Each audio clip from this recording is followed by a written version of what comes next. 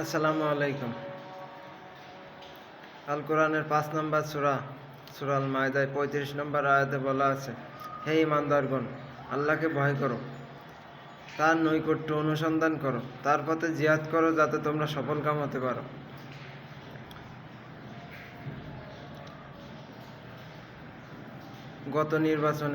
গত কয়েক নির্বাচনে দেখা গেছে যে চাচা ভাতিজারে মারে, ভাতিজা চাচারে মারে, ভাই আপন ভাই ভাইরে মারে, এক পাড়ার মানুষ আরেক পাড়ার মানুষেরে মারে নির্বাচনকে কেন্দ্র করে।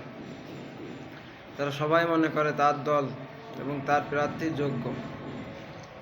বিজয়ের মালিক আল্লাহ, আল্লাহর পক্ষ থেকে বিজয় আসে। ঈসা নবীও মনে করেছিল তিনি সবচাইতে জ্ঞানী, কিন্তু আল্লাহ করেছিল যে তার থেকেও জ্ঞানী মানুষ আছে, খিজির আলাইহিস সালাম তার নাম। অতএব কে যোগ্য, কে জিতবে, এই দল নিয়ে কোনো মারামারি করার দরকার নেই।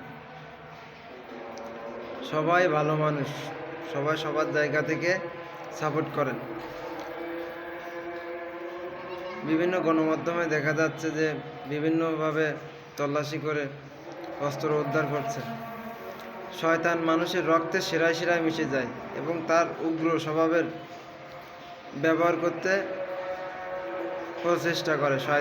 শয়তান যখন চলে যাবে তখন সে আফসোস করবে, হায় হায় কী করলাম। অতএব নির্বাচনকে কেন্দ্র করে কোনো প্রকার ঝামেলা করা থেকে আমরা সবাই বিরত থাকি ইনশাল্লাহ। আমার রক্ত গাজী রক্ত, এবং গাজী বংশকে বলবো সবাই জুলাইয়ের পক্ষে ভোট দেবেন। জুলাই না থাকলে আমরাও থাকতে পারবো না, আমরাও শেষ।